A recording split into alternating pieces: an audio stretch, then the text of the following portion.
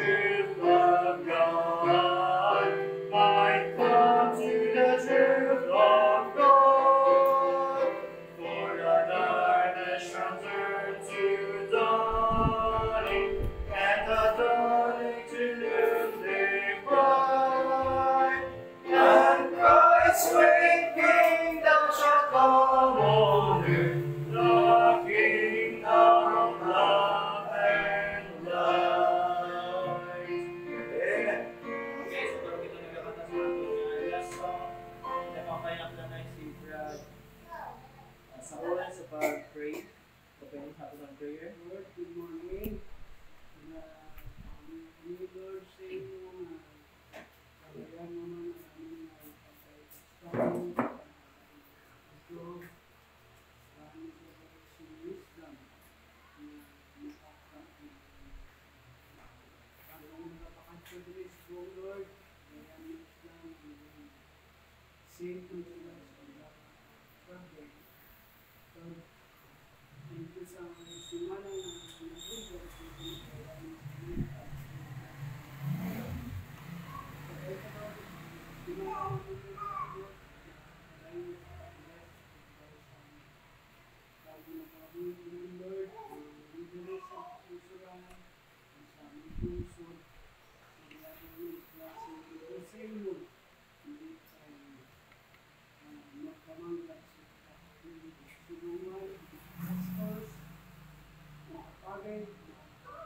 Grace na sinasaktan na gusto ko para ang tao na lumas.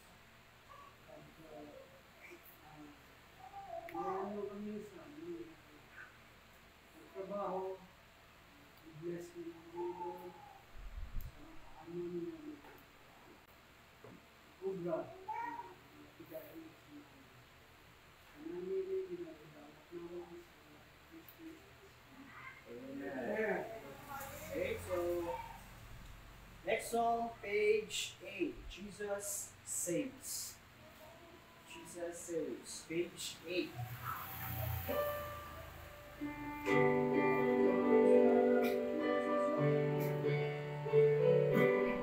Okay, verse 1, ready, sing. We have heard the joyful sound. Jesus saves. Spread the tidings all around. Jesus saves. Jesus saves. Bear the news to every line.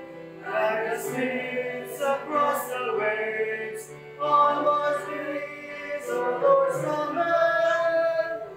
Jesus saves. Jesus saves. Verse 3. Sing about the battle's rise. Jesus saves. Jesus saves. By his death the endless life. Jesus saves. Jesus saves. Sing it softly to the gloom. When the heart for mercy craves, sing in triumph for the tomb. Jesus saves. Jesus saves. Last verse. Give the winds a mighty voice. Jesus saves. Jesus saves. Let the nations now rejoice. Jesus saves. Jesus saves. Shout salvation full and free. Highest hills and deepest caves. It's our song of victory. Jesus saves. Jesus saves.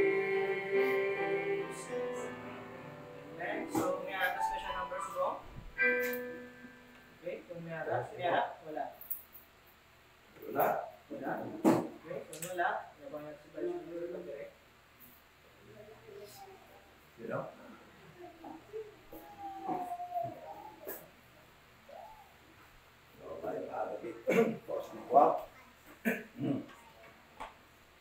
Kagagid no sa tanan, liwat, pasalamat ka sa Ginoo. Hindi ko pa rin tayo buhay at patuloy na tatama blessings in the heavenlies. Kahit na yung mga physical, material na blessing, ay patuloy din natin tinatamasa dahil sa grasya, dahil sa grace ng ating Panginoon. At kagabi, nag-Bible study din tayo, no? At yung ating pinag-aralan kagabi ay yung isang topic na medyo mahirap paniwalaan dahil nga halos lahat ng denominations ay naniniwala na meron na daw tao ngayon sa langit at yung Abraham's bosom daw at lahat ng mga kingdom saints sa Old Testament ay dinala na daw ni Christ nung siya ay umakyat doon sa langit. No? At yung ginagamit nila na verse ay yung Ephesians chapter 4 verse 8, 9 and 10. Alam naman natin na hindi yun ang ibig sabihin doon at ay palawanag yun kagabi.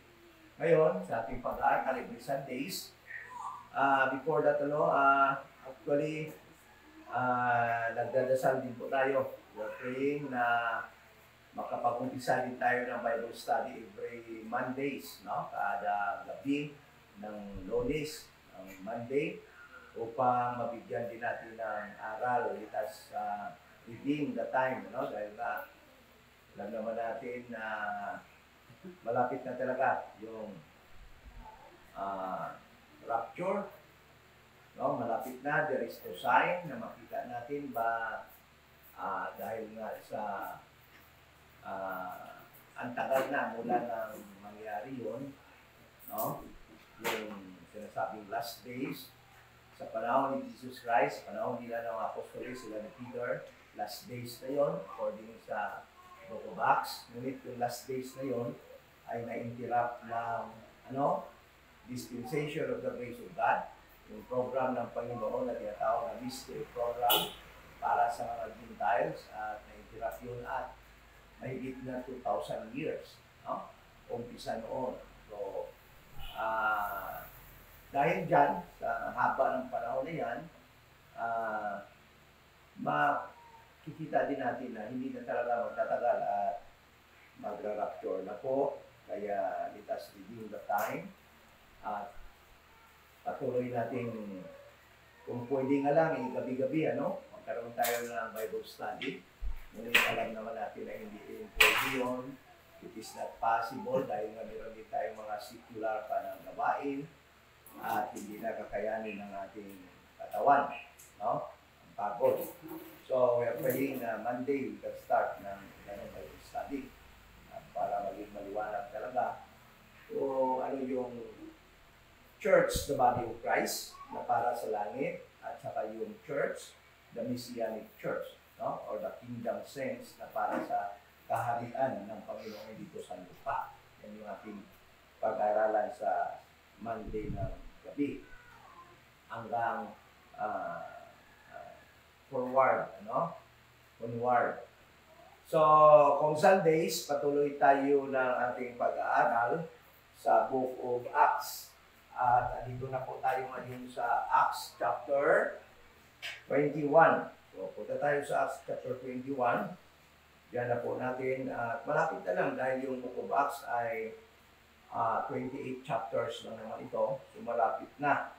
At andito na tayo sa mga chapters kung saan ay si Paul ay patapos at tinapos na niya ang kanyang third apostolic journey sa mga lugar ng mga Gentiles. At pabalik na siya ngayon dito sa chapter 21, ay pabalik na po siya papunta sa Jerusalem. So, nung nakaraang Sunday, ay pinag-aralan natin yung chapter 20, last part ng chapter 20, at yung nakita natin doon yung kanyang farewell speech, kanyang farewell preaching to the church at Ephesus, Ephesians, sa lugar ng Ephesus. At alam naman natin na maraming mga nangyayari doon. Noong si Apostol Paul ay doon previously, nagkaroon ng mga pag-steer ng mga tao, mayroon ng kabulo, dahil nga sa kanyang mga turo. Maraming nagalit sa kanyang mga turo. At pagkatapos noon, yan na ngayon yung ating matutunghayan sa chapter 21, yung patuloy niya na pag-travel papunta doon sa Jerusalem, pabalik sa Jerusalem. So, yung makikita natin sa ating pag-aaralan ngayon ay is that Paul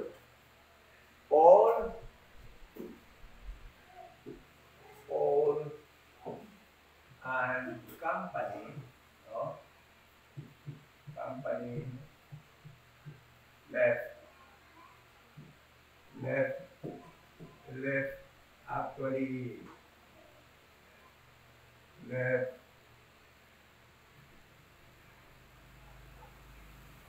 Ephesus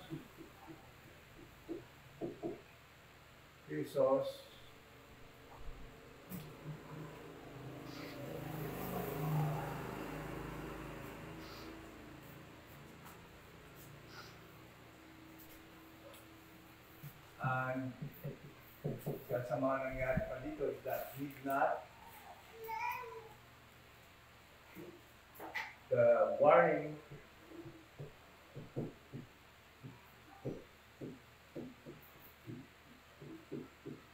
habang nagta-travel siya, there was an event in Caesarea that he was warned not to proceed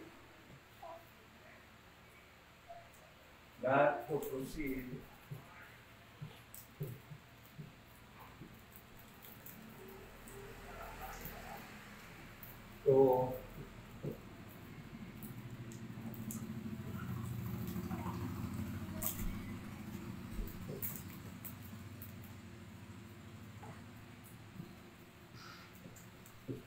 okay.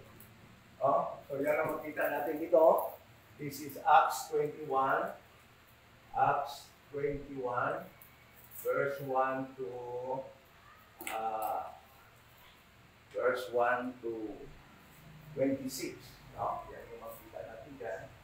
Acts 1, 21, verse 1, 1 to 26.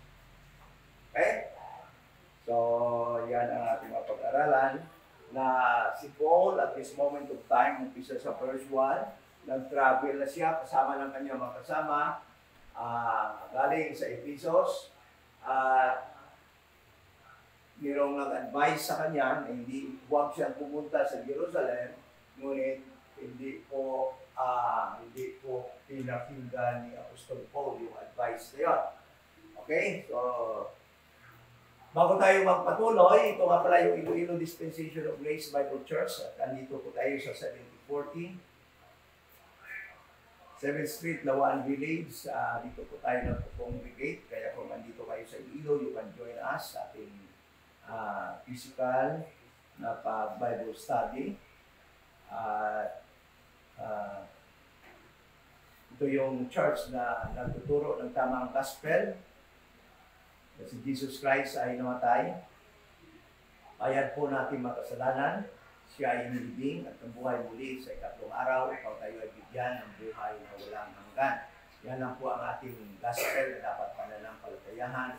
At mabasa po yan sa 1 Corinthians chapter 15, verse 1 to 4. Okay? So let us now start in prayer. Manang-manang, thank you so much sa opportunity that again we can study your words, rightly dividing. At kasama sa aming mga kapatid na dito ngayon, we are praying sa aming mga kapatid na wala. At thank you din sa mga kapatid namin that are online na nandito po, sumasama sa aming pag-aaral. We pray. Thank you so much in Jesus' name. Amen. So, Acts chapter 1, verse 1. And it came to pass that after we were gotten from them, ang ibig sabihin dito, na ni Luke na sumulat dito na after na matapos yung kanilang fellowship with the believers, elders in the church of Ephesus, no? Mga believers sa Ephesus, and had loans, no? Sabi niya, umalis na sila, we came with a straight course unto Coos. Okay? So, pumunta sila, galing sila sa Ephesus. galing sila sa Ephesus, dito yung Ephesus. So, pumunta sila straightly unto where? They traveled, they sailed. Kasi yung Puos na ito is an island. So, from Ephesus, they traveled or launched their boat, to Puos. Pumunta sila dito sa Puos. Ito yan. Ito. Okay? Puos. Yan sila pumunta. Sa island na yan. And the day following, so their stay there, tumigil lamang sila doon ng isang araw. Dahil sabi dito, and the day following unto Rhodes, or Rhodes, pupunta sila ulit sa isa na namang isla, somewhere here, in the middle of the Mediterranean Sea. So, itong isla na ito, dito na naman sila. Kaya yan yung travel ni Paul galing sa Ephesus pabalik sa Jerusalem. Okay? So, sabi dito, and from thence unto Patara. So, galing naman sa Rhodes na ito, ay nag-travel na naman sila papuntang Patara. Ito yung Patara. Okay? Travel sila dito papuntang Patara. Itong Patara, dito sa inland, dito kasama ko ito sa Galicia, part ng Galicia, somewhere there. Then, pagkatapos niyan, and finding a ship, sailing over unto Phoenicia. Okay? So,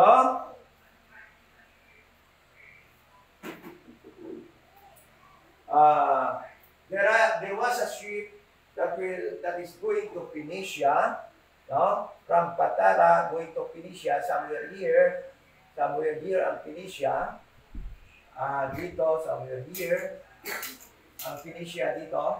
Then, after that, dumaan sila sa Cyprus. Now we had discovered Cyprus. So we leave on the left. We leave it on the left hand and sailed unto Syria. So hindi na sila sumama papunta doon sa Phoenicia, but pagdating nila doon sa Cyprus, somewhere here, in this part of Cyprus, dito, somewhere here, iniwan nila yung ship na yon at sabi dito, and sailed unto Syria. Ibig sabihin, sumakay na naman sila ibang boat and they traveled unto Syria. Yung travel dapat nila is unto Syria here. Papunta sila dapat ng Syria. Ngunit, anong nangyari? Sabi dito, and landed at Tyre. Papunta sila ng Syria, yung boat, ngunit nag-land sila saan? Instead of going Syria, they landed at Tyre. Dito, somewhere here, yung Tyre. Okay? So, nag-land sila doon. Doon sila pumunta yung barko. For the ship was to unlade her burden. So the purpose why the ship went to Tyre before going to Syria was that to unlade or meron silang mga cargos na dapat ibababa doon sa Tyre. Okay? So since Paul, direction actually during the time, yung kanya talagang plano na puntahan was Jerusalem. So ang ginawa niya, hindi na sila pumunta sa Tyre, hindi na sila pumunta ng Syria, bumaba na sila sa Tyre, at then pagkatapos nag-stay sila sa Tyre. Ito ang nangyari, verse 4. And finding disciples we tarried there 7 days. So si Paul at kanyang mga kasama, doon sa Tyre, habang andun sila sa Tyre, nakakita sila ng believer, a disciple, a believer. Then, tumigil sila dito for 7 days. Okay? So makita mo yung si Paul talaga, at this moment of time at kanyang mga kasama, they were used to traveling, no? Nasanay na talaga sila sa traveling, sa pagbiyahe. Kaya tingnan mo, no, parang napakadali ka sa kanila, lipat ng isang lugar, at saka tumigil sa isang lugar. Parang simple lang yun na gawain para kay Paul at sa kanyang mga kasama. Tayo, hindi natin magawa yun, no? Parang hirap, no? Grabe. Pupunta ka, halimbawa ng ngayon na Antique, bukas ang pupunta sa Balong, bukas, no? Yung mga serious na ginagawa yun. Pero tayo na mga hindi sanay doon, medyo mahirapan tayo. So, ang nangyari doon, si Paul sanay, makita natin. Experienced traveler. Paul and his companion was an experienced traveler, ano? And they stayed. Tumigil sila doon sa Tyre for 7 days, according to the verse. Who said to Paul, through the Spirit, that he should not go up to Jerusalem. Okay? That disciple, whom they tarried with at Tyre, gave an advice, no? Gave unsolicited advice unto Paul. And that advice was that he should not go up to Jerusalem. This was the first time that Paul was warned by the Spirit, no? He was warned through the Spirit that, capital letter ito ibig sabihin, it is the Holy Spirit of God. He was warned that he should not go up to Jerusalem. Okay? And Paul actually did not listen to this warning. And later on, we will be able to read, no? Why Paul did not heed the advice. Makita natin mamaya kung bakit hindi ni Paul pinaniwalaan o sinunod yung advice sa kanya na hindi tumuloy sa Jerusalem. Okay? So, let us continue.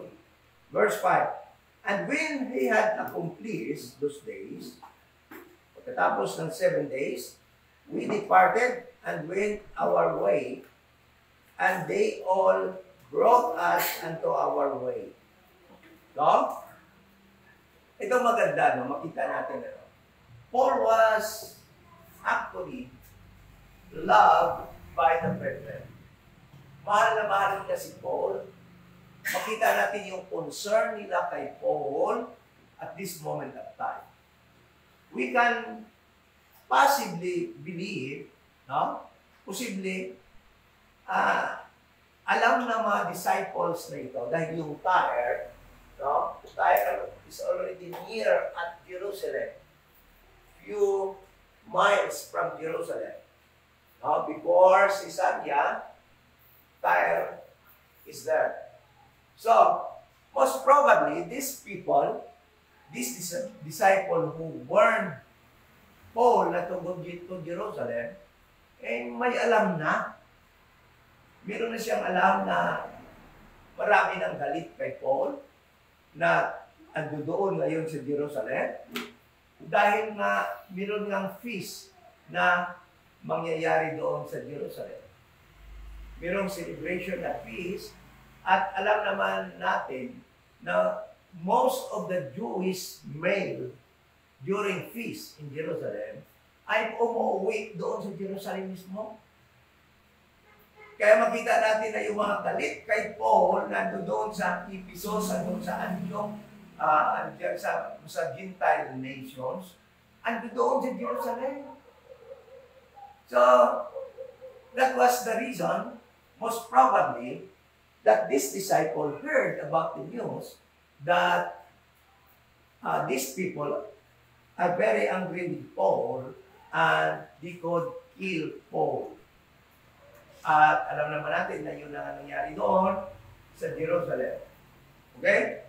So, and when we had accomplished those days, verse 5, we departed and went our way.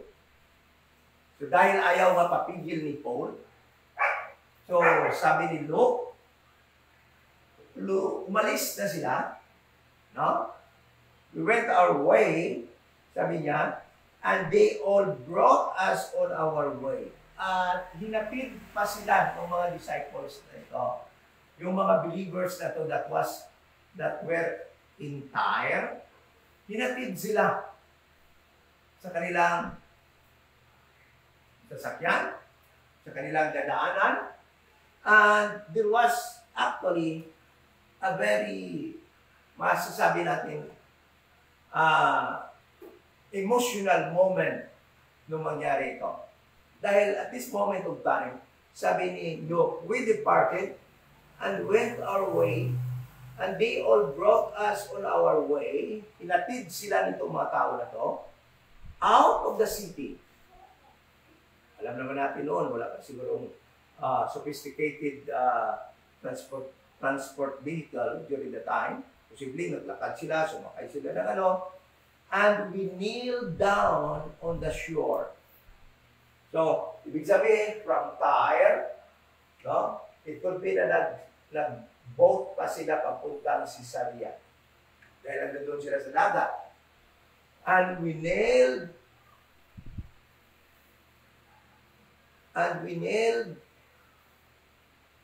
so kasama yung kanilang mga anak, kanilang mga asawa, hinatid nila si Paul at kanilang mga kasama doon sa kanilang sasakyan, and we kneel down on the shore and pray. No? So, meron na naman itong farewell words. Bye-bye, bye-bye, no? Ganyan, ang nangyari doon sa time na yan, after they prayed. But, ang maganda dito is that the time that they prayed, sabay-sabay sila na lumod doon sa shore, no, sa tabing dagat, at doon nagdasal po sila. At alam naman natin, sigurado, na one of their prayer during the time was the safety of Paul and his companion while they traveled unto Jerusalem. Yun yung kanilang siguradong isa sa mga dasal nila. Okay? Hindi talaga mawawala yun. Verse 6, and when they had taken our leave, no? And when we had taken our leave, nung umalis na sila, one of another, we took ship. Dapat nga sila dumaan. We took ship and they returned home again. Sumakay na sila ni Paul at kanyang mga sama sa barko. Then, yung mga naghatid sa kanila, umuwi na sa kanilang mga bahay. Okay?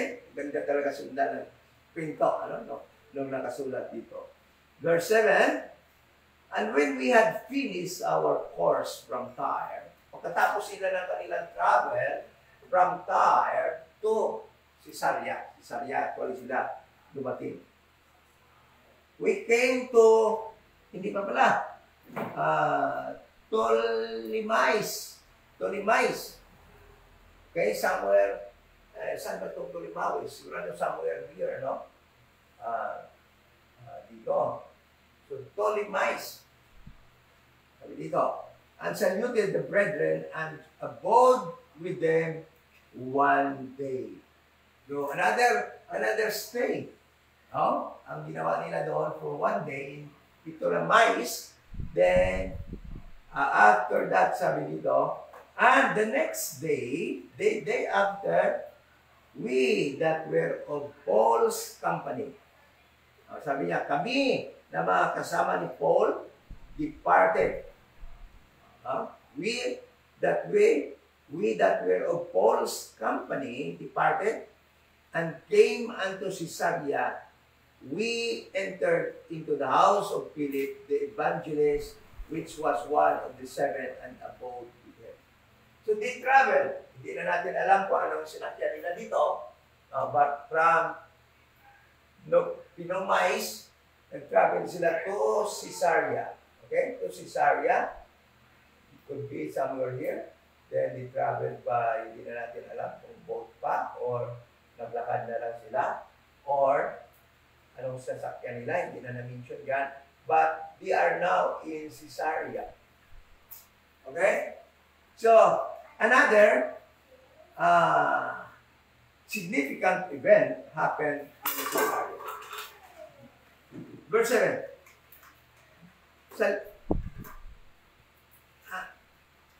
We came to Ptolemais and saluted. Then verse 8, and the next day, we that were of Paul's company departed and came unto Caesarea, and we entered into the house of Philip. Okay? Philip.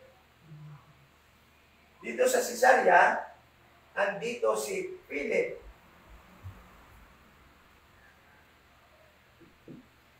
Naalala niyo si Philip? Sinong Philip ito? Ha? Sinong Philip ito? Naalala niyo yung nag-preach sa iyo, no? Ha? Ito yun, si Philip. Matanda na siguro ito, no? Dahil third missionary journey na ito ni Paul. So most probably, si Philip na ito ay matanda na rin. At tingnan mo, ha? Sabi dito, and we entered into the house of Philip, the evangelist. Okay? So alam naman natin na yung title na ito na evangelist ay appropriate kay Philip dahil ito nga si Philip na nangyari doon sa persecution sa Acts chapter 8 ay napunta na siya doon sa Samaria. Siya yung nag-preach doon sa Samaria, si Philip ito. And when he was there at Samaria, he was called by God. He was transferred by God to saan yun?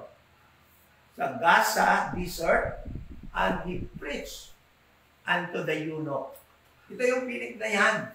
Okay, paano natin malaman yan? Sabi dito, Philip the evangelist, actually siya ang nag-evangelize doon sa Samaria during the time, and the nearby provinces there in Samaria.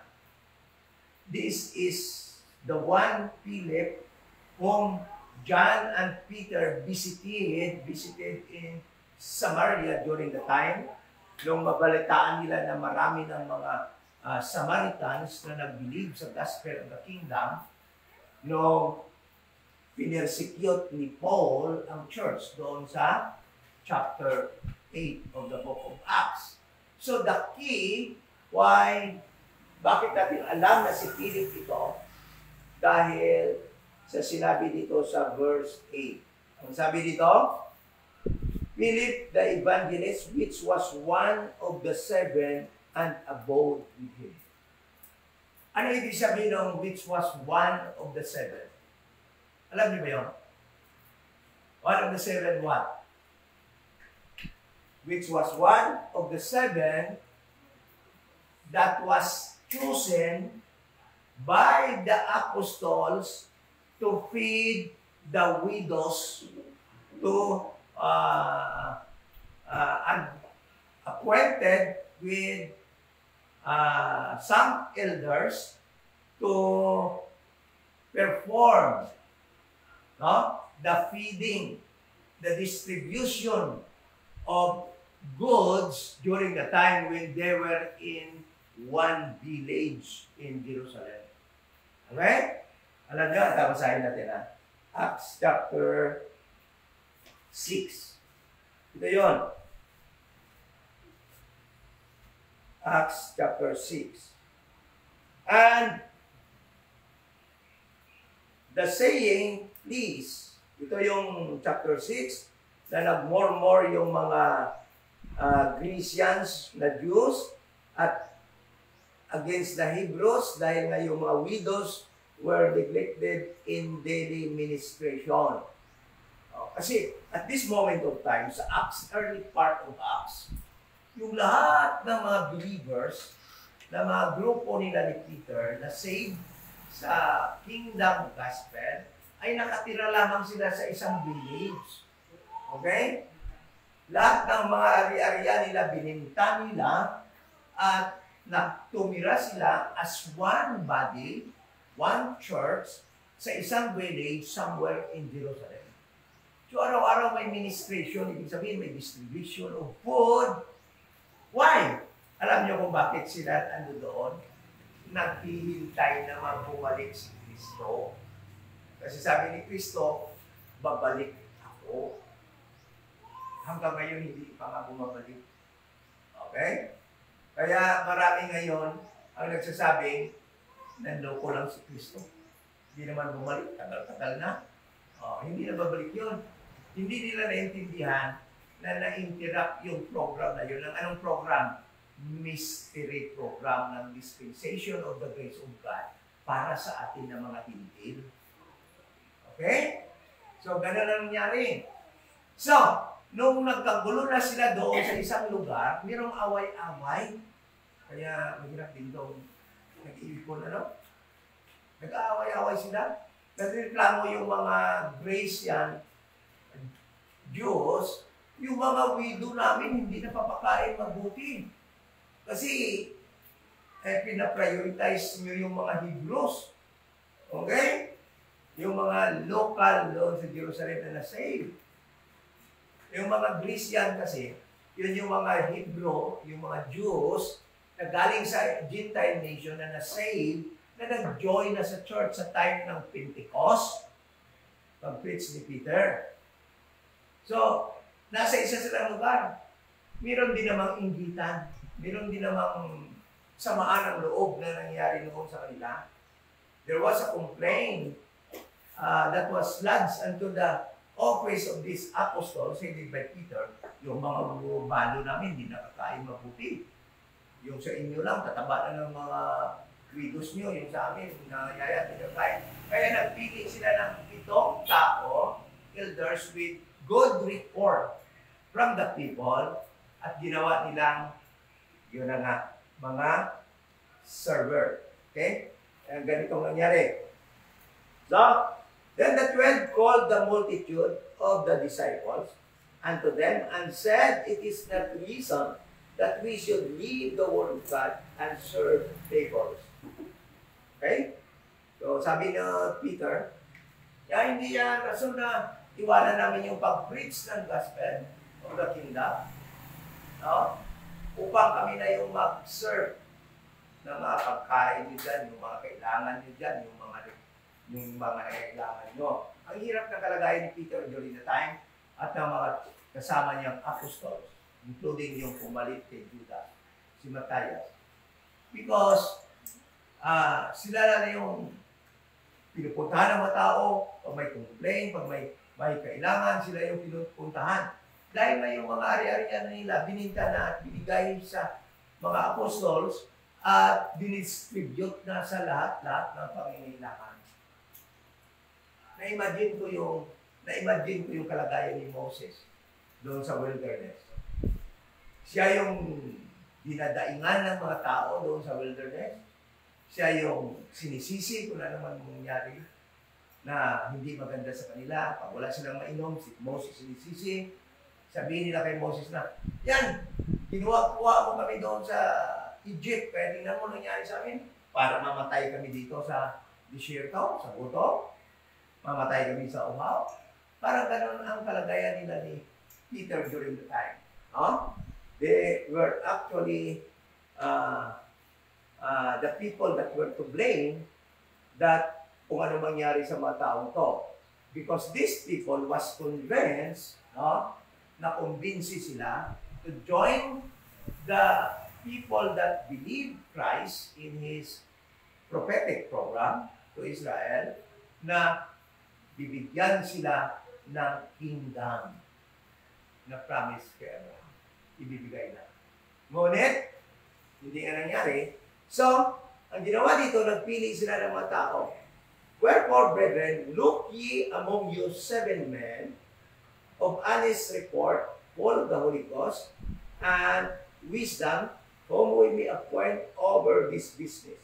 But we will give ourselves continually to prayer and to the ministry of the word. They will continue preaching But pili sila ng 7 tao upang magtrabaho ng ganitong mga trabaho. Verse 5, ito sila.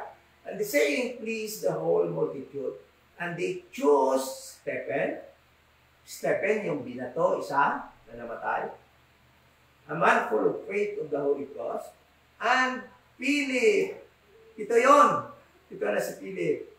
And Prochorus, and Nicanor, and Timon, and Parmenas, and Nicolas, a proselyte of Antioch. Gentile pa yung isa. Okay? So ito ngayon si Philip. Si Philip nga ito. Okay? Then sabi niya dito, Philip, the evangelist, verse 8 of chapter 21, which was one of the 7 and abode with him. So at this moment of time, while they were in Caesarea, they stayed with Philip, the former server during the time, no? Doon sila sa Jerusalem. At alam mo nung time na yun, kalaban pa nila si Paul. So, they abode with him, and the same man had 4 daughters, virgins, which did prophesy. So, meron din siyang mga anak na ito si Philip, 4 na babae, na mga prophets din during the time, no? They also prophesy. Ibig sabihin, they are reading, they are learning, they are also telling, propagating the word of God during the time. Verse 10, and as we tarried there many days, there came down from Judea a certain prophet named Agabus. So habang doon sila sa Samaria, staying with Philip, no? Kasama ang kanyang lahat ng mga kasama. Somebody from Jerusalem went down unto Caesarea. And that man name was Agabus. Okay? A prophet. Prophet din ito si Agabus. No? Ibig sabihin, a man also used by God to speak His words. Okay? So, itong si Agabus na ito, wag ko na-mention pa ulit ang kanyang pangalan, no? Ngunit dito mabasa natin that galing sa Jerusalem at bumaba from Jerusalem upang pumunta doon sa Caesarea and meet with Paul and warn Paul that by the time, and this is very specific, this is now very specific. Now, he prophesied, ibig sabihin ng nag-prophesy, he was telling something that will happen to Paul in Jerusalem. Now, that is prophecy. You are telling something that will happen in the future. So, this thing that he prophesied was about Paul, and Paul, according to Agabus, will be imprisoned in Jerusalem. Okay? Very specific prophecy about Paul's imprisonment, no? Or future imprisonment in Jerusalem. And makita mo, ano? Ang ganda. Very dramatic. Napaka-dramatic kung paano niya ito sinabi kay Paul. Kaya parang drama. So, parang niyang hindi lamang sinabi niya ng salita, but it was supported by visual aid. Okay? Ginamitan pa niya ng visual aid para lamang ma-deliver kay Paul yung prophetic event that will happen to Paul in Jerusalem. And let us now look into how it was delivered unto Paul. No? Ano yung paano niya deliver kay Paul yung kanyang prophecy. Verse 11, And when he was come unto us, nung dumating na siya kay kina Paul at kanyang mga kasama, he took Paul's girdle. Ano ba yung girdle? Yung parang, yung kanilang mga, alam mo yung kultura nila, paano sila manamit, paano sila mag-travel.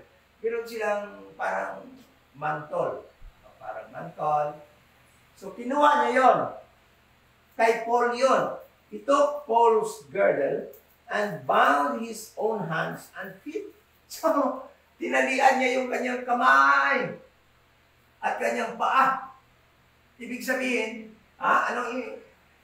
ibig sabihin yun, i-impriso or Paul's freedom will be taken from him.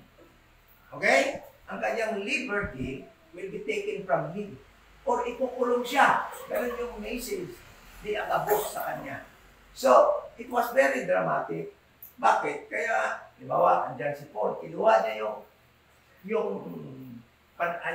tela na yon, ang clothes na yon, tinali niya sa kanyang paa, tinali niya wala simple sa kanyang paa siguro, tapos tinali din niya sa kanyang kamay.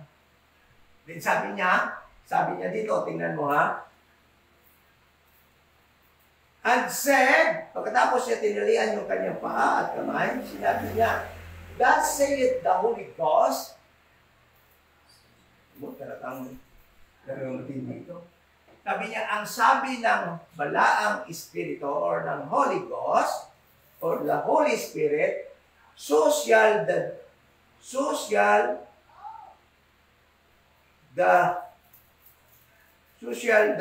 Jews at Jerusalem bind the man that owned this girdle and shall deliver him into the hands of Gentiles. No? Magaling din ito si very convincing yung kanyang ginawang prophecy because he supported it with something that can be seen by using visual aid, and that was the girdle of Paul. At sabi niya, alam nyo, ito yung tao na may-ari nito. Sabi ng Holy Ghost, ang mangyayari sa kanya sa Jerusalem ay makukulong siya at i-deliver siya sa Gentiles, sa mga Gentiles. What does it mean? Ibig sabihin, by the time Paul will arrive at Jerusalem, he will be caught up or apprehended by the people.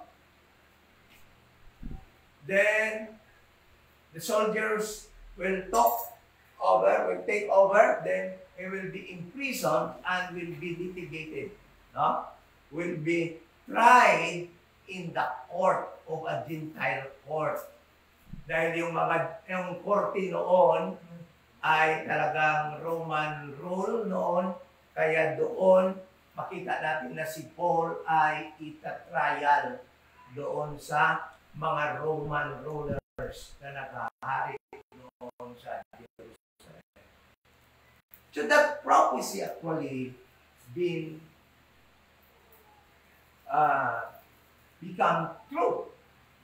true. No? Naging matuod talaga. No? Si Paul ay nuli doon pagdating niya. Then,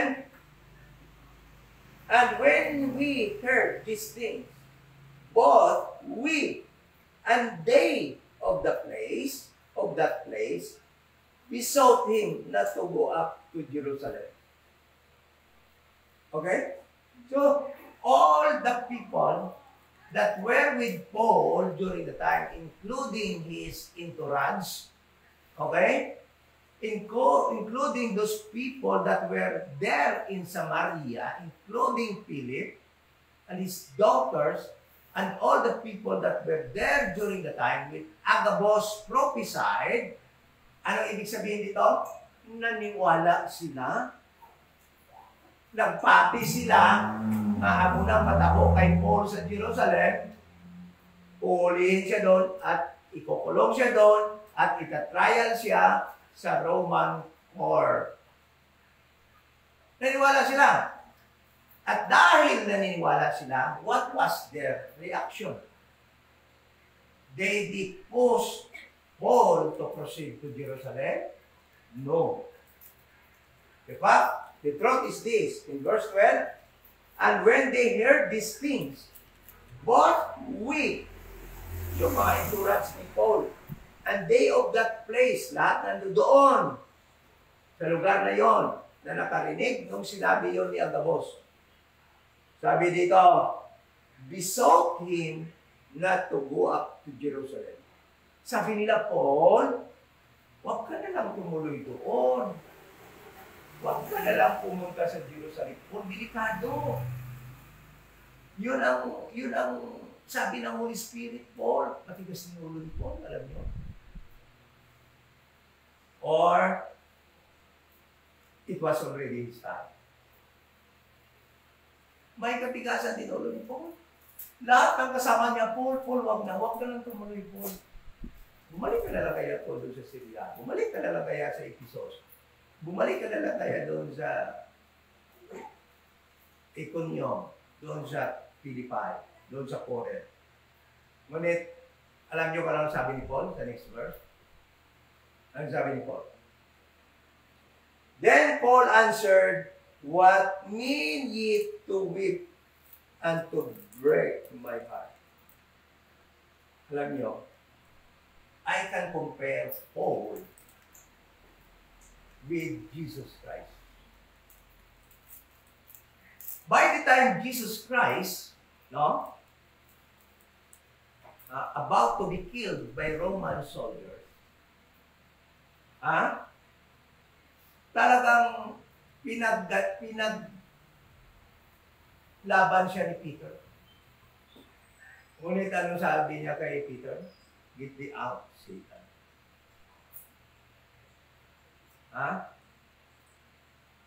Parang ganun din nangyari kay Paul. Alam mo yun, nang sinabi nila si Paul, na Paul, huwag ka na lang tumuloy doon sa Jerusalem. Nagbigay ba yun ng kasiyahan kay Paul? Nagbigay ba yun ng kasiyahan kay Paul according to the verse? Hindi. Sabi ni Paul, then Paul answered, what mean ye to weep and to break mine heart? Yung kanilang ginawa na nagiging malungkot sila dahil nga alam nila yung mangyayari kay Paul doon, it was already prophesied by the Holy Cross, no? At nalungkot sila, hindi yun nagbigay kay Paul ng saya. Instead, magiging masaya si Paul, kagaya ni Jesus Christ, pinagtanggol siya ni Peter. Instead na maging masaya si Jesus Christ, itong galing ng tao ito, pinaglaban ako. Sa atin, matutuwa tayo, di ba? Si Paul din, instead sabi niyo ba, mahal na mahal talaga itong mga tao na ito, ayaw nila akong mamatay. Batingan mong sagot ni Paul, For I am ready to be bound only. Sabi niya, and to break my heart. It breaks the heart of Paul sa nakita niyang reaksyon ng mga tao ito. Bakit? Sabi ni Paul, for I am ready not to be bound only. Sabi ni Paul, kasi handa na ako, hindi lang upang makulong. Alam na ni Paul, handa na siya. Hindi siya handa na ako, hindi lang para makulong, kundi para mamatay for the sake of Christ. Tingnan mo ang galing.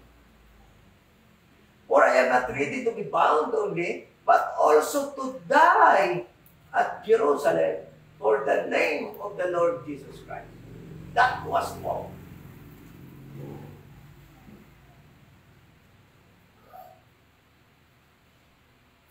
Meron ba tayong mabasa ang ibang mga statement ng mga apostoles like this? Can you read sa mga testimony ng ibang mga apostoles na ganitong nangyari sa kanila? Although alam natin na lahat yung sila namatay sa hindi magandang pagkamatay. But this guy was given the opportunity to flee. Huh?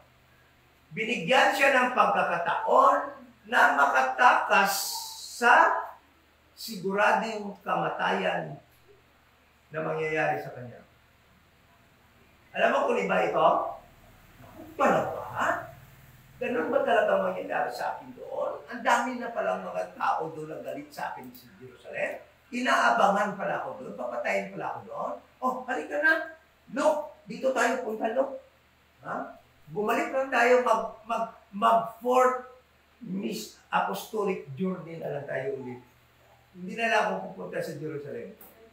But, anong sabi ni Paul? I am ready not only to be put in prison, but I am ready to die for the name of our Lord Jesus Christ. Exemplary.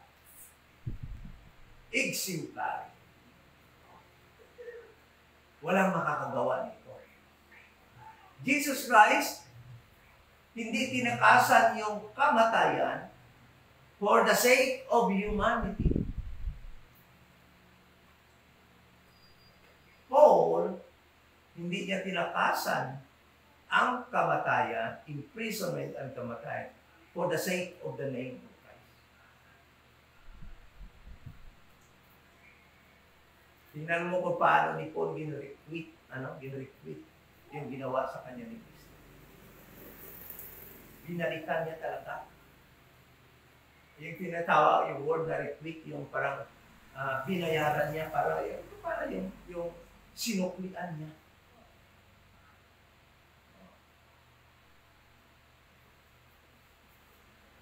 Kanyang talagang ginawa niya ng dapat din niyang gawin para sa pangalan ni Kristo. For I am ready, gusto kong balik-balik kung basahin ko. For I am ready not to be bound only, but also to die in Jerusalem for the name of the Lord Jesus Christ. Ewan ko. Ewan ko, ang yayabang natin minsan. Pag malaki yung ating faith daw kay Jesus Christ. No? Ito yung may yabang na mga pastor ngayon. Ewan ko lang kung saan yung kanilang nangyari to. Ako hindi ko masabi kung nangyari ito sa akin. Okay, for the sake of the name of Jesus Christ, ayun. Hoy, namatay ako. Baka tumakbo ako. Ha? Baka sumingka ako sa kabilang daan. Ayoko lang pumunta doon. Di ba? Pero dami nag-claim. Lalo na itong mga Baptista, tuturo mga pastor. Handa akong mamatay sa pangalan ni Kristo. Sige nga, tingnan natin kung nangyari sa ito. Ngunit tingnan mo itong taong to. Ha?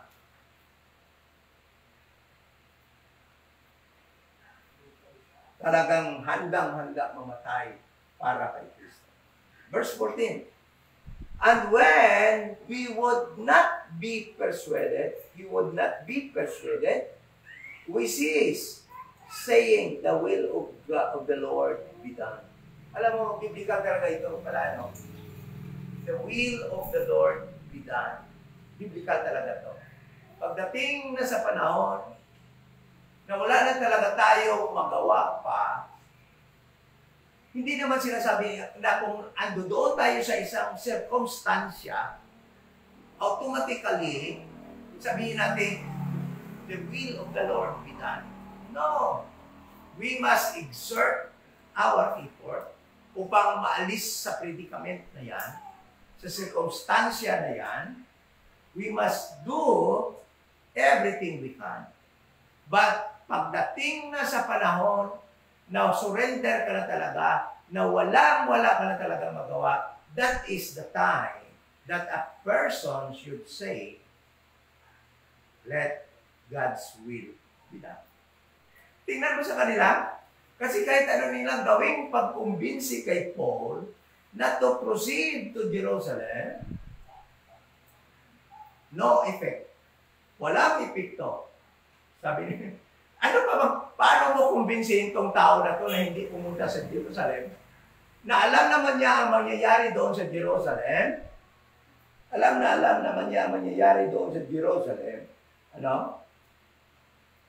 Alam naman niya. Pero yung sabi niya, handa naman ako hindi lang para makulong, kundi pati mamatay para kay pangalan ni Kristo. Paano mo pa kumbinsihin ito na huwag kang pumunta doon, pula baka mamatay na doon?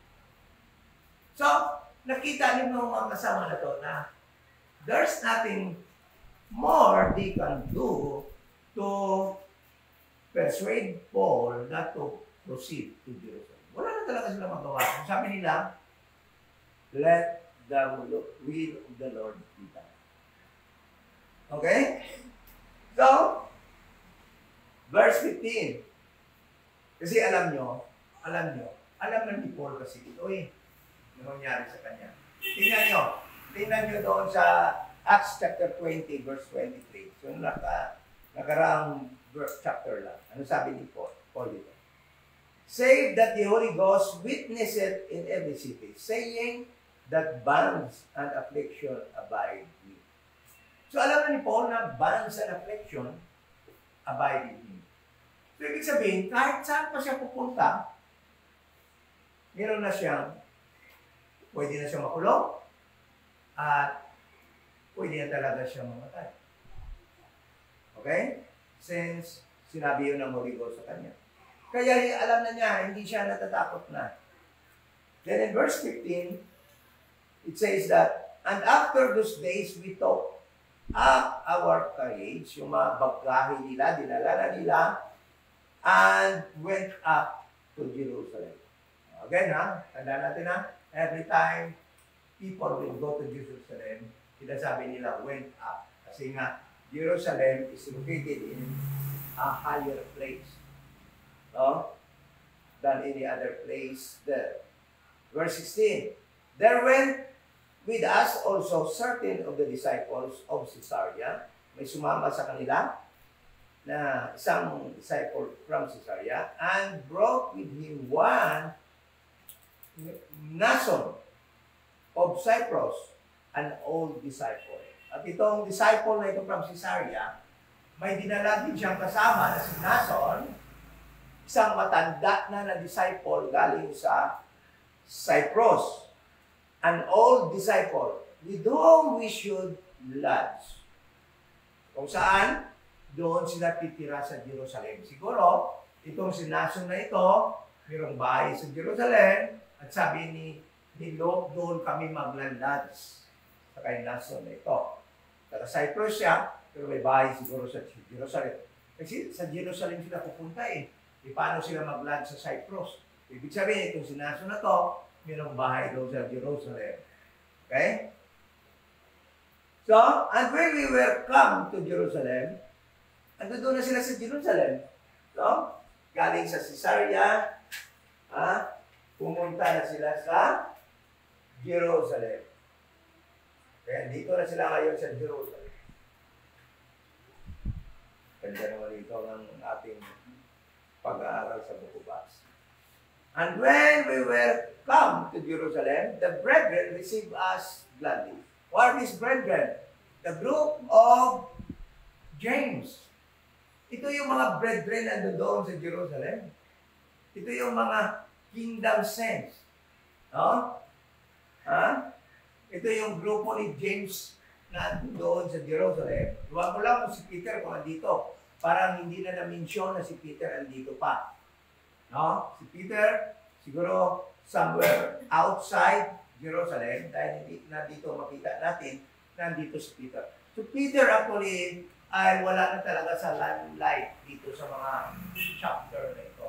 Talagang nag-diminish na yung work ni Peter at this moment of time, or he was outside Jerusalem at the time, ando doon siya sa Gentile nations na.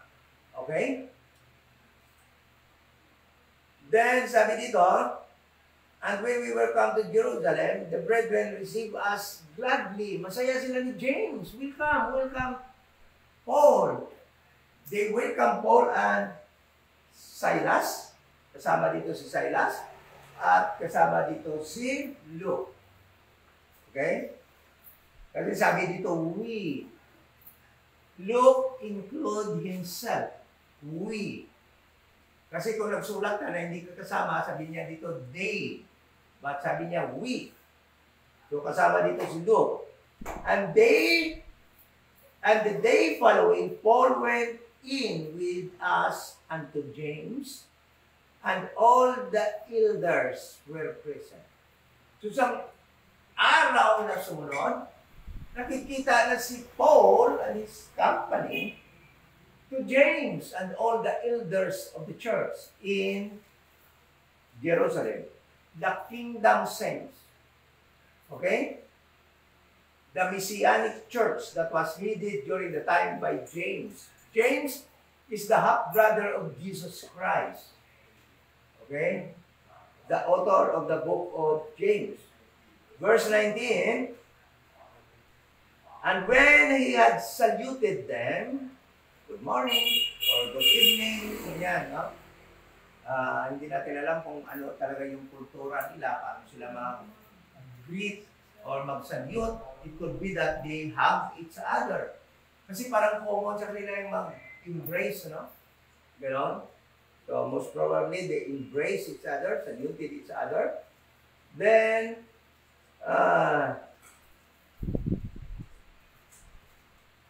he declared particularly what things God wrought among the Gentiles by his ministry. So, ibig sabihin dito, kinuwento ni Paul yung kanyang ministry outside Jerusalem to the Gentiles. No? Ikinuwento niya kung ano nangyayari doon sa kanyang ministry after nang magkita sila sa Acts chapter 15. Okay? Nang pag-start niya ng kanyang secondary journey hanggang third, hanggang dito na ngayon. So, kinuwento ni Paul sa kanila ni James at sa mga elders ng church doon sa Jerusalem, the Messianic church. Okay? So, and when they heard it, they glorified the Lord and said unto him, Thou seest, brother, how many thousands of Jews there are which believe, and they are all zealous the Lord. Dito na nag-umpisa ngayon ang medyo pag-question nila kay Paul. So sabi nila ni James, and when they heard it, they glorified. Then sabi dito, the Lord and said unto him, sinabi nila kay Paul, Thou seest, brother, nakita mo, how many thousands of Jews there are which believe, and they are all zealous of the law. Yung mga nag-believe sa'yo, they are all zealous of the law. Okay? Ibig sabihin, they are all obedient to the law. Verse 21, and they are informed of thee. This is now what we call this, parang hindi na gumanda yung kanilang pag-uusap. Kasi sabi dito, and they are informed of thee, that thou teachest all the Jews which are among the Gentiles to forsake Moses, saying that they ought not to circumcise their children, neither to walk after the custom. So at this moment of time, the group of James questioned Paul. Paul, nakita mo naman na napakaraming mga Jews nandoon sa Gentile nations na pinuntahan mo na nag-believe sa iyong gospel. Thousands. Okay? At sinabihan mo daw sila na yung mga anak nila ay hindi na i-circumcise pagdating ng 8 days. At sinabihan mo daw sila na hindi na sila susunod sa law ni Moses. Hindi magandang tanong yun. No? But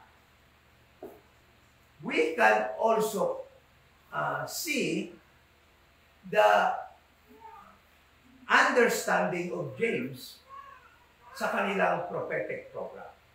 Kasi hindi naman ito sila ni James, hindi ito sila sinabihan na itigil na, si Paul lang. Because the dispensation of the grace of God was revealed only to Paul, not to the group of James. Kaya hindi nila maintindihan kung bakit sinabi yun ni Paul na tigil nyo na yung pag-circumcise. Hindi na kailangan yun. Hindi na natin kailangan pa mag-follow ng law ni Moses. No? So, Paul at this moment of time ay nalagay sa isang hindi magandang sitwasyon. His teaching being questioned by the group of Peter again. Bakit? So, alam niyo ba na in the next verses, gin-quote ni James yung letter nila na ipinadala kay Paul at pinadala kay Silas, kaya nga si Silas naging kasama na niya, at kay Judas during the time, after their conference in Acts chapter 15, their decision that the Gentiles, no? Na yung mga Gentiles na nag-believe sa gospel of the grace of God should not be forced to circumcise their children and to obey the law of Moses. Yun lang yun ang kanilang desisyon which they agreed in Acts chapter 15. But no mention that the Jews that will believe the gospel of the grace of God should cease practicing that Jewish culture that was taught under the law of Moses to circumcise their male children 8 days after birth. Wala yun doon sa sulat nila ni James na pinadala. Dahil yung sulat ay para lamang sa mga Gentiles. Kaya at this moment of time, Paul being questioned again by the believers at Jerusalem. Paul, thousand na Diyos nag-believe sa iyo, sa gospel mo, nagre-report sila, bakit sinabihan mo daw sila na hindi na nila i-circumcise yung mga anak nila na lalaki, at hindi na sila sumusunod sa law of Moses. You taught them to forsake Moses. Okay? Then, in verse 22, Paul was given the opportunity to answer. Verse 22. What is it therefore? Ano ba ito, Paul? The multitude must needs come together, for they will hear that thou art come. Sabi ni James, ang madamo ng mga tao mag-aakari, kay nabatian nila nga nag-abot ikaw, kag madamo ang mamati. Okay?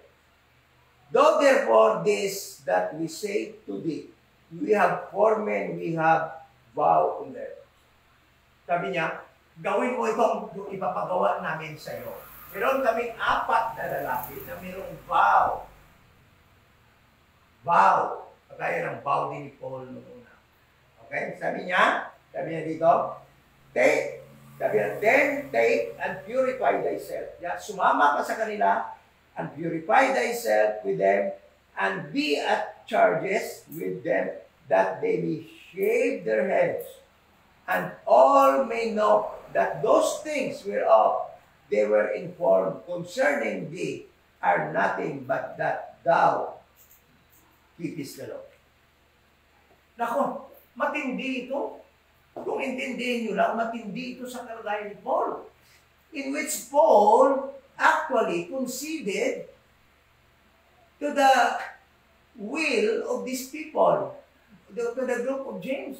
Talagang nag-concede si Paul dito. Kasi, makita natin na sinasabi niya, tigil na ang pagturo. Ngunit dito, tingnan, sabi niya, mayroong 4 na tao, Paul, na mayroong vow. Sabi, sumama ka sa kanila and purify yourself upang makita ng mga tao, at sabi niya, and all may know that those things whereof they were informed concerning thee are nothing but that thou keepest thyself. that thou keepest the law. Ha? Sabi ni James, ha? Ano kaya James? Paul, merong apat kayo pa. Sabi nila, si ni James, Paul, ang daming nagsasabi na na-save sa gospel na tinuturo mo ng mga Diyos na doon sa Gentile nation. Ang report nila, Paul, na sinasabihan mo silang hindi na nila i-circumcise ang kanilang anak na lalaki at hindi na sila sumunod kay Moses. So, Paul, maraming darating at gusto niya makinig kung ano ito. So, sabi niya, alam nilang dumating ka dito, kaya maraming pupunta dito at mag-inquire regarding dito at gusto nilang makinig kung ano ito. Kaya, ang ginawa ni James, dahil alam ni James na Paul will be in danger. Paul will be in danger kung i-affirm niya ang kanyang tinuturo. Kaya sabi ni James, Paul, mayroong apat na lalaki. Join ka sa kanila, meron silang vow, join ka sa kanila, i-purify mo rin yung sarili mo upang makita nila na itong bagay na ito na tinuturo mo, wala ito, kundi makita nila na ikaw mismo nagkikip ng law. So, ibig sabihin nun, kung titingnan natin, James, gusto niya protektahan si Paul, kaya galit na yung mga tao sa kanya, dahil sa kanyang turo, upang makita ng mga tao na hindi si Paul, tingnan mo, nag-keep sang law si Paul. E gano'n nga nangyari, sinulod yun ni Paul, at nagpa-shave din si Paul, nag-join siya sa apat na tao na ito, then after that, an offering being offered unto them, because yun yung dapat gawin sa mga taong nag-vow. Okay? So, in verse 25, as touching the Gentiles which believe, we have written and concluded that they observe no such thing. Sabi niya, diba, Paul? Concerning sa Gentile, wala man kami sinasabi yung ganong bagay. Dahil sabi lang namin, ano lang yung sabi nila sa Gentiles? That they should abstain from blood and strangled people. Yan lang yung sabi nila sa Gentiles. No such thing, save only that they keep themselves from things offered to idols, and from blood, and from strangle, and from fornication. Then Paul took the men, and the next day, purifying himself with them, entered into the temple to signify the accomplishment of the days of purification, until that an offering, what should be offered for everyone. So Paul, being a Jew, although he in his entire ministry, he preached that the law been already postponed, and we are now in the dispensation of the grace of God. But Paul knew very well that the temple worship and practices should continue. Okay? Kasi meron pang temple noon. Dapat magpadayon pa for the Jewish people. Okay? For them who are in Jerusalem. And while he was there, actually, he joined and followed the law that was given to them by Moses. Hindi ibig sabihin doon na nag-compromise si Paul. But being a Jew, it is only his duty to continue observing the Jewish feasts, the Jewish laws, habang ando doon pa yung temple. Kaya makita natin dito, no? na bumigay si Paul because that was actually his purpose during the time to perform also his vow. No? So, but in spite of that, kahit na sa ganong ginawa ni Paul, hindi yun nakapigil. Kasi makikita, tingnan niyo si Paul, ha? Ang gusto palabisin ni James, dahil alam niya maraming galit kay Paul, gusto niya palabisin, tingnan si Paul sumusunod naman sa law eh. Tingnan niyo, nag-purify din siya, ang sarili niya, kasama itong iba, na mga namirong vow. But, alam niyo, hindi yun nakawala ng galit ng mga tao, ng mga Hudiyo sa kanya. At alam naman natin, in the next Sunday, pag-aralan natin from 27 up to the last verse sa 20, sa 14, kung ano yung sunod na mangyayari dito. Okay? At dito na mangyayari yung paghuli kay Paul, pag-accuse sa kanya, at bubugbugin pa siya dito. At buti na lamang inabutan siya ng mga soldier, and the soldiers took custody of him, no? Upang hindi siya masaktan ng mga tao. Then, there, in the next chapters, trial begins. The trial against him begins. No? At patuloy na yan. Patuloy na yan hanggang dumating sa Acts chapter 28, hanggang sa mag-travel niya papuntang Rome to appeal unto Caesar, hanggang sa Acts 28, na doon na siya talaga sa Rome, hindi na siya nakabalik mula sa Rome. Hindi na siya nakalis doon. Doon na lang siya sinintensyahan ng putol.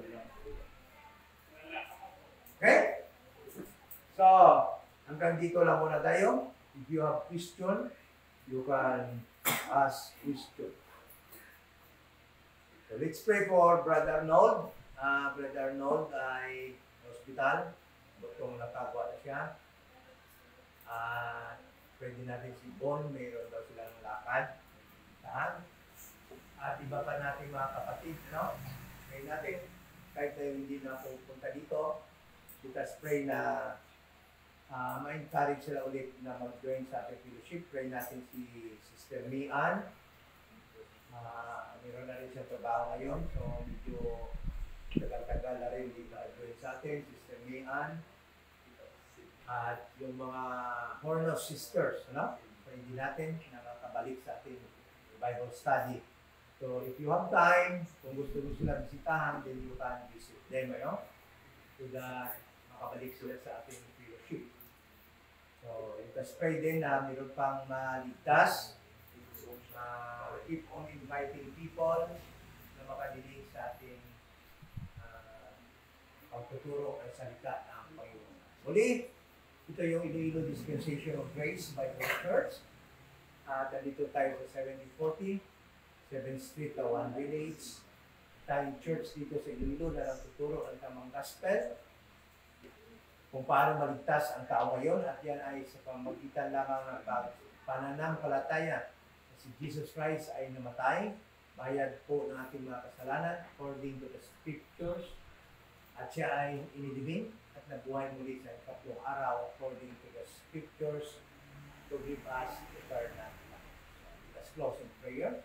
Ama na banal, thank you so much sa aral na may tutunan ngayon regarding kung ano nangyari sa pag-travel ni Paul from Ephesus up to Jerusalem, yung mga nangyari sa kanya sa daan, ang kanyang stopover sa Caesarea, sa Tyre, sa Caesarea, yung mga pag-warning sa kanya na to proceed to Jerusalem. Ngunit, salamat na si Paul ay naging walang takot kung ano man dapat mangyari sa kanya dahil sa kanyang pag-preach ng gospel of the grace of God. Thank you so much sa kanyang buhay na inilaan, ibinigay upang magawa niya ang pinagawa sa kanya ni Jesus Christ. may sulat, may turo, maging tapat na apostol para sa aming panahon ngayon ng mga Gentiles sa dispensation of the grace of God. Thank you so much in Jesus' name. Amen.